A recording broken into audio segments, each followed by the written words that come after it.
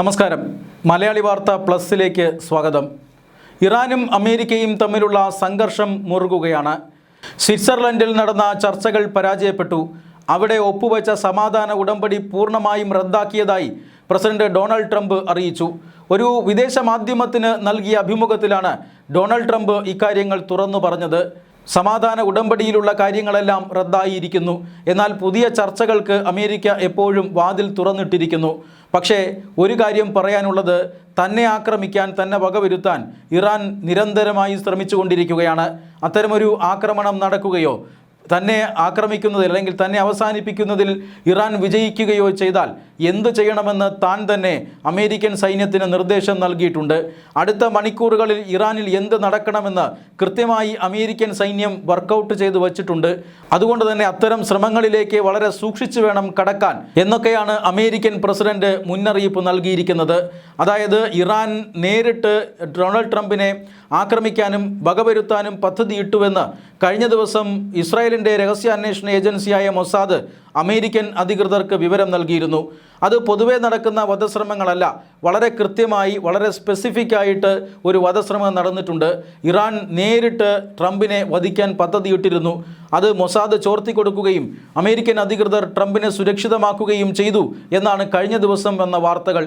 എന്നാൽ Israel intelligence അങ്ങനെയൊരു മുന്നറിയിപ്പ് നൽകിയിട്ടില്ല എന്നാണ് അമേരിക്കൻ പ്രസിഡന്റ് ഇന്ന് രാവിലെ പറഞ്ഞത്.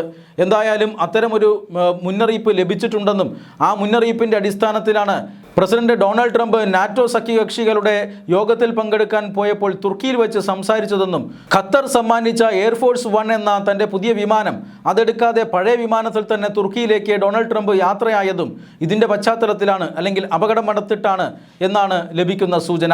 എന്തായാലും ട്രംപിനെ വധിക്കുമെന്ന് ഇസ്രായേൽ ജനത പ്രതിജ്ഞ ചെയ്തതുപോലെയാണ് കഴിഞ്ഞ 2-3 ദിവസമായി കാര്യങ്ങളുടെ പോക്ക്. എന്തായാലും കഴിഞ്ഞ 4-5 ദിവസമായി അയത്തുള്ള ഖമേനിയുടെ ഖബറടക്കവുമായി ബന്ധപ്പെട്ട ചടങ്ങുകൾ നടക്കുകയാണ്. രാജ്യത്തിൻ്റെ വിവിധ നഗരങ്ങളിലാണ് ഈ ചടങ്ങുകൾ നടന്നത്. ഈ ചടങ്ങുകളിലെല്ലാം ലക്ഷക്കണക്കിന് ജനങ്ങൾ പങ്കെടുത്തു. ആ പങ്കെടുത്ത ജനങ്ങളിൽ ഭൂരിഭാഗവും ഞങ്ങൾ ട്രംപിനെ കൊല്ലും എന്ന ഒരു പ്രതിജ്ഞ എടുത്തുകൊണ്ടുള്ള പോസ്റ്ററുകൾ കൊണ്ടു നടന്നിരുന്നു. ഇത് ഇറാൻ ട്രംപിനെതിരെ ചില നീക്കങ്ങൾ നടത്തുന്നു എന്നതിൻ്റെ സൂചനയാണ്. അത്തരം നീക്കങ്ങൾ വിജയിച്ചാൽ പിന്നെ എന്ത് സംഭവിക്കുമെന്ന് തനിക്ക് നന്നായി അറിയാമെന്ന് ഡൊണാൾഡ് ട്രംപ് പറയുന്നു. താൻ മരിച്ചാൽ പോലും തൻ്റെ സൈന്യം താൻ പറയുന്ന കാര്യങ്ങൾ നിമിഷത്തിനുള്ളിൽ തന്നെ നടപ്പിലാക്കും എന്നാണ്. അതിനു വേണ്ടിയിട്ടുള്ള നിർദ്ദേശങ്ങൾ ഇതിനോടകം തന്നെ നൽകിയിട്ടുണ്ട് എന്നുമാണ് അമേരിക്കൻ പ്രസിഡന്റ് ഡൊണാൾഡ് ട്രംപ് ഇന്ന് ഒരു ലോക മാധ്യമത്തിന് നൽകിയ അഭിമുഖത്തിൽ പറഞ്ഞത്. ഇസ്രായേലിൻ്റെ എതിർപ്പ് അവഗണിച്ചുകൊണ്ടാണ് അമേരിക്കയും ഡൊണാൾഡ് ട്രംപുമെല്ലാം ഇറാനുമായി ചർച്ച നടത്താം എന്ന് തീരുമാനിച്ചത്. ഇസ്രായേൽ പറഞ്ഞത് ചർച്ചയുടെ ഭാഷയൊന്നും ഇറാന് മനസ്സിലാക്കാൻ കഴിയില്ല, ഇറാൻ്റെ സൈനിക ശേഷിയെ അവസാനിപ്പിക്കണം, അതിന് നിരന്തരം അതുവരെ ആക്രമണം നടത്തണം, ഇതായിരുന്നു ഇസ്രായേലിൻ്റെ നിലപാട്.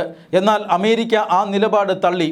അതായത് എന്നും ഇങ്ങനെ യുദ്ധം ചെയ്തുകൊണ്ടിരിക്കാൻ കഴിയില്ല, സമാധാന ശ്രമങ്ങൾക്കായി മുന്നോട്ട് വന്നാൽ തീർച്ചയായും യുദ്ധം ഒഴിവാക്കാം. ആണവ ആയുധവും അതുപോലെ തന്നെ ഹോർമൂസ് കടലിടുക്ക്, ഈ 2 വിഷയങ്ങളിൽ ഒരു സമവായം എത്തിയാൽ പിന്നെ അമേരിക്കയ്ക്ക് പ്രശ്നമില്ല. അതുകൊണ്ട് തന്നെ ഇത്തരം സമവായങ്ങളിലേക്ക് എത്തിക്കാൻ ചർച്ചയാകാമെന്നും ചില മധ്യസ്ഥ രാജ്യങ്ങൾ അതിനുവേണ്ടി ശ്രമിക്കുകയാണ് എന്നുമൊക്കെ അമേരിക്കൻ പ്രസിഡന്റ് ഡൊണാൾഡ് ട്രംപ് നിലപാടെടുത്തിരുന്നു. എന്നാൽ പൊടുന്നനെ ട്രംപ് നിലപാട് മാറ്റി 85 കേന്ദ്രങ്ങളിൽ കനത്ത ആക്രമണം നടത്തി. ഹോർമൂസ് കടലിടുക്കിൽ കപ്പലുകൾക്ക് നേരെ ആക്രമണം ഉണ്ടായതിൻ്റെ പശ്ചാത്തലത്തിലാണ് ട്രംപിൻ്റെ സ്വഭാവം മാറിയത് എന്നാണ് സൂചന. പക്ഷേ അത് മാത്രമല്ല, ഹോർമൂസ് കടലിടുക്കിലെ കപ്പലുകൾക്ക് ചില പ്രശ്നങ്ങൾ ഉണ്ടായിരുന്നു. പക്ഷേ അതുമാത്രമല്ല, ട്രംപിനെ വധിക്കാൻ ഇറാൻ്റെ കയ്യിൽ കൃത്യമായ ലക്ഷ്യമുണ്ട് എന്ന് മൊസാദ് വിവരങ്ങൾ ചോർത്തി കൊടുക്കുന്നു. ആ വിവരങ്ങൾ മനസ്സിലാക്കിയതോടുകൂടിയാണ് ഇനി ചർച്ച ചെയ്തിട്ട് കാര്യമില്ല എന്ന് പറഞ്ഞ് അമേരിക്ക യുദ്ധം തുടങ്ങിയത്. യുദ്ധം ആരംഭിച്ചിട്ടുണ്ടെങ്കിലും ഇറാന് കനത്ത തിരിച്ചടി നൽകുമെങ്കിലും സമാധാന ചർച്ചകൾ സ്വാഗതാർഹമാണ്. ഇപ്പോഴുണ്ടാക്കിയ സമാധാന ഉടമ്പടിയെല്ലാം അവസാനിപ്പിച്ചു. പക്ഷേ ഇനി നടക്കുന്ന സമാധാന ചർച്ചകളിൽ അമേരിക്ക സജീവമായി തന്നെ പങ്കെടുക്കുമെന്നും അറിയിക്കുകയാണ് ഡൊണാൾഡ് ട്രംപ്. മലയാളി വാർത്ത plus, like, share and subscribe.